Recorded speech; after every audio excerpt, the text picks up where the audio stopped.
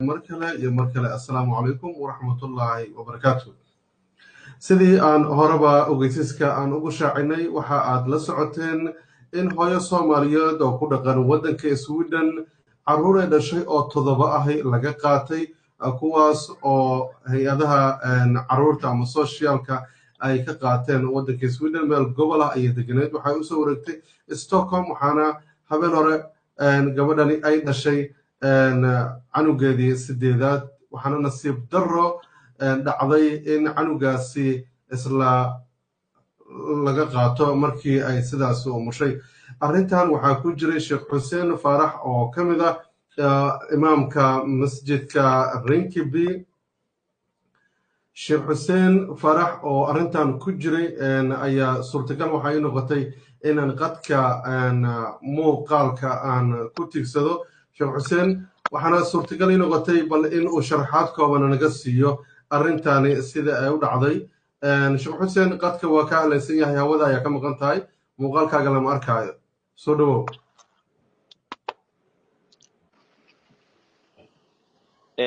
بسم الله الحمد لله رب العالمين وصلى الله على نبينا محمد وعلى آله وصحبه أجمعين. أولا الله سبحانه وتعالى جل وعلا ومهدس كله حذيفي واندو sheekh xuseen adigoo aad u mahadsan sheekh xuseen adigoo aad u mahadsan qadka ka bax ee ku soo laaba sababtoo ah muuqaalkaaga ma hayno ka bax ee ku soo laaba adigoo mahadsan.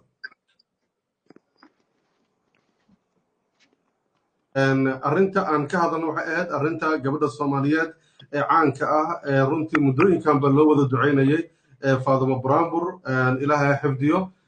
awlaadeedii ayaa hore loogaga qaatay iyadoo umushay haddana canugeedii 8aad ayaa la qaatay. sheekh xuseen faarax imaamka masjidka rinkiby arrintan ayuu ku guda jiray, dadaalkeedana waa uu joogay markii hawshan dhacaysay falkan ilmaha lagu qaadanayna waa uu joogay. sheekh xuseen soo dhawow. ولا الحذيفي واندو هي الحمد لله waxaa laga yaabaa khadka markii uu telefoon soo galo inuu baxaba dhici karta marka ka raalaho insha Allah ma warankaas.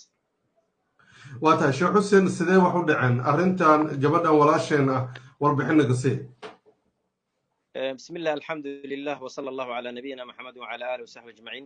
marka ugu horeysa dadka walaalaha ay dhageysanaya dal iyo dibadba waan salaamaya. assalaamu calaykum. arrinkani waa arrin aad iyo aad maaragtay murugo u leh. ilaahay waxaan uga baryayaa biasmaa wasifaati alculya in ilaahay subxaanahu watacaala walaashaas ilaahay subxaanahu watacaala iyo walaalka gabadha dhalaba ilaahay subxaanahu watacaala labadaba murugta ilaahay subxaanahu watacaala allaha ka qaado. way jirtaa arrinkaas arrinka faadumo arrin muddo soo socday buu ahaa. alxamdulilah magaalada stockholm bay usoo guudhay markii ugu horeysay oo qolada kamuunka ay la xiriirtay qolada socialka aad bay usoo dhaweeyeen. alxamdulilah waxaana loo sheegay in maaragtay ilmaheeda ay haysan doonto. waa ilaahay subxaana watacaala fadligiisa laakiin shalay ayaa wax badan isbedeleen. goobjoog baan ka ahaa way la soo hadashay. qolooyinka iyaga carruurta qaateena waan is aragnay waana ka wada hadalnay. arrinkaasi waxaa lagu saleeyey dacwadii hore ay carruurtii ilmihii deganaa magaalada maaragtay muxuu ahaa ay kasoo guurtay ayaa sabab u ahaa. marka sababahaasaana ilmihii loo qaatay. waa tahay canugan dhashay ma cisbitaalka ayay ugu yimaadeen oo ay ka qaateen? ha isbitaalkay ugu yimaadeen way joogeen marka waa faadumo meesha isbitaalkay joogtay. alxamdulilah anaa marka qolada maaragtay meesha aanu degannahay socialka la hadlay una sheegay inaan isbitaalkaan joogo. waxay ii sheegeen inay maaragtay isbitaalka imaanayaan saacadaasna imaanayaan. waa yimaadeen laba dumar bay ahaayeen waan wada hadalnay hadal dheer baana dhex maray. laakiin iyagu waxay wateen qorsho ah inay carruurtaasi ay qaataan. sababta waxay yidhaahdeen warbixinaha ay soo gudbiyeen kamuunka ay deganeed ayaa waxayd warbixino maaragtay khatar ah oo maaragtay arrinkaas baana maaragtay iyaga arrinka hore isaga bedeleen. micnaha degmadii marka hore ay kasoo guurtay ayaa warbixin kasoo gudbisamaya? ha warbixinta waxay ka timaaday degmadii hore ay kasoo guurtay iyo qaybtii xanaanada ayaa waxay usoo gudbiyeen kamuunka aanu degannahay. arrinkaasi saacado badan bay iyagu ay maaragtay say ii sheegeen ay ka shirayeen dhinacyo badan isla fiiriyeen iyagana xiriir bay la soo sameeyeen taasi ayaa keentay inay yidhaahdaan annagu arrinkan maadaama uusan yahay waan uga adag yahay waxaanu qaadanay in sharciga la yidhaahdo LVO aan maaragtay ilmihi aan ku qaadano ilaa iyo maaragtay guddoomiyaha maaragtay dhinaca siyaasadda u qaabilsan degmooyinkan aan degannahay uu qalanka ku duugay arrinkaas ayaa sabab noo ahaa ayay ku tilmaameen marka waxayna yidhaahdeen maadaama arrinkan emergency yahay berrina aan isku nimaano oo maanta ahayd inaan maaragtay wixii imaanaya wixii kale aan ka wada hadalno waa tahay laakiin sheekh xuseen canugan yar ee dhashay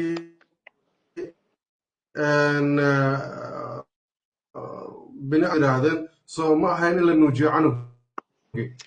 walaal waa arrin horta aad iyo aad maaragtay murugo u leh oo maaragtay naxdin leh qof walba oo maaragtay damiir leh ama maaragtay ama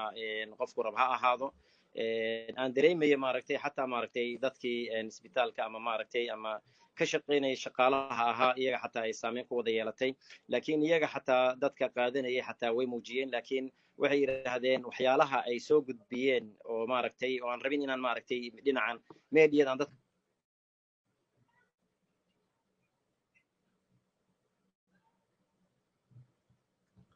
halo sheekh xuseen may maqashaad halo sheekh si fiican kula soconaa hay horwad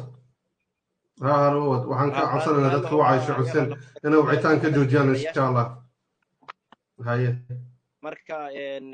alxamdulilah dadkii dhan baa warbixino iyo raadinaya marka waxaan wuxuu xagee baan maraya adigoo raalli ah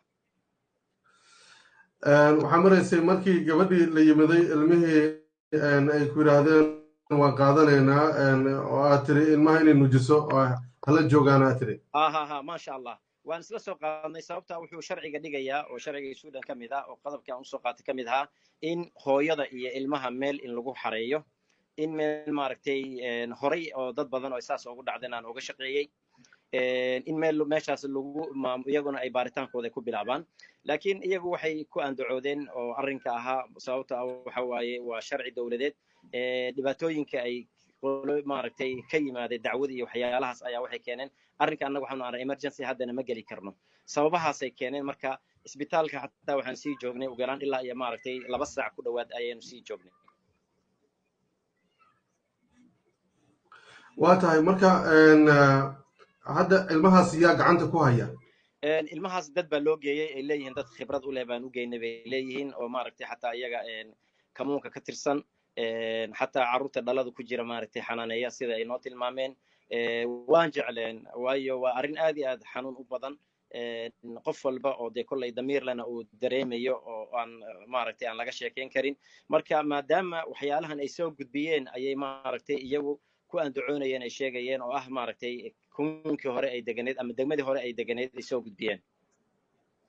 waa tahay marka degmadii hore warbixintay kasoo gudbiyeen ma idiin sheegeen oo ay arrinkan keenayo in xataa ilmo dhashay hore laga qaato way sheegeen arrimo maaragtay khatar ah dee horey ay u sheegeen ama maaragtay ama ay waalidka ay ku tilmaameen iyo carruurtii hore oo dacwadoodii waxyaalo badan oo isku jira ayaa ka mid ahaa aan u aragnay inay maaragtay ay khalad tahay maadaama dee sharciga walaal marka ugu horeysa walaalaha maaragtay na daawanaya waan ka raaligelinayaa sababta teleefonkayga awalba soo iska mashquul badnaa ka raaligelinayaa marka waan u sheegnay inay arrinkan maaragtay ay isku dayaan sidii ay maaragtay hooyada iyo ilmaha ay meel isugu geen lahayn maadaama aan horeyna aan oga shaqaynay marka iyagu waxay ku andacoodeen anoo raba inaan sii guda gelin maaragtay arrimaha jira oo maanta aan kula hadlaya xataa kulan baan annaga iyo waalidka aan wada yeelanay iyo qolooyinkii wayna tilmaameen waxay yidhahdeen maadaama waalidkaan horeyna aan aqoon dacwooyinkana laga soo gudbiyey annagu waxaan rabnaa inaan maaragtay annaga iyo waalidkiina maaragtay oo iyagii waxaan dhahnay inaan maaragtay utrain inaad idinku si khaas aad arrintii aad u bilowdaan oo baaritaan ah marka insha allah khayr badan baan ilaahay subxaana watacaala ka rajaynaynaa waayo waxa qadiyaddu waxay ku lug leedahay carruurtii hore oo la qaatay iyo kelimooyinkii iyo hadalladii iyo dhinacaas sanvikan oo magaaladan aan hadda aynu joogno wanaag baa na dhex maray laakiin wanaaggii iyo in maaragtay ilmihii la siinayay waxaa bedelay arrinkan gadaal ka yimaaday walaal xudayfa waa tahay adigoo aad u mahadsan marka waalidkii ma la kulantay caruurtan dhashay Faadumo iyo odageedii iyo ehelkii maxay dareemayaan arrintood waa sidee waan kuu sheegayo waalidka dee waan goobjoog baan ka ahaayo qofkii ugu horreeyey ay maaragtay ay soo wacaan baan ahaa oo maaragtay arrinkaas joogay iyo aniga iyo walaal cabdirashiid oo isagana khayr badan allahasi isagana khadka ku jiray oo maaragtay muxuu ahaa dhinaca soshaalka iyo maaragtay heer sare ka joogay arrintan dacwadan aniga isagaan isla wadnay iyo looyaradooda laakiin anigu waxaan ahaa shakhsiyan qofkii ugu horreeyey ay la soo hadlaan waana u imaaday waana is aragnay maantana waan is aragnay dee waa dareemi kartaa waalid ilmihiisii laga qaaday oo sheekh Xusenow arrintan muddo ayay soo jiitamaysay gabadhan qayladhaanteedii dunida meel kasta ayay gaartay dhibaatada haysato meel kastana waa laga hadal hayay arrintan goorme ayay idin soo gaartay markay Stockholm timid mase hore ula socoteen horey baan ula socday ilaa iyo intii aysan weekend ay gabadhu ay maaragtay arrinteeda dacwadeeda ay socotay dhowr jeer baan aniga cabdirashiid anagu aan tagnay oo maaragtay waqtiganaga iyo juhdiganaga aan ku bixinay hataa intays arrinkan dhicin waxaa jiray ilmaha labada waaweyn in maaragtay gurigooda lagu soo celiyo afarta yaryar iyaga xataa kulankii u dambeeyey oo bishii June dhacay oo samarkaas soo galay waxaan isla afgaranay in maaragtay muxuu ahaa la bilaabo in wada shaqeyn maaragtayna waalidkii iyo maaragtay muxuu ahaa iyo waalidkii iyo carruurtii marka arrimahaas oo dhan baa jiray tan kale oo ah in ilmaha caloosha ku jira taasina waa horey baan aad oola socoteen oo dee iyadaaba ka hadashay marka wada shaqeyn badan baa nala socday juhdi badan baanu gelinay looyaradu way ku jireen wax walba waa lis imtixaamaya dad muslimiina baynu nahay ilahay wuxuu leeyahay xasiba annaasu an yutraku an yaquluu aamanna wahum laa yuftanuun dadkuma waxay u maleeyeen inay yidhahdaa ilahay kalan reeyo waa la imtixaamin gabadhan iyo familkan ani waxaan oran karaa imtixaan ilahay subxaana watacaala baa ku dhacay wamaca dalika waana dad maasha allah markaad fiirisid sabar iyo dulqaad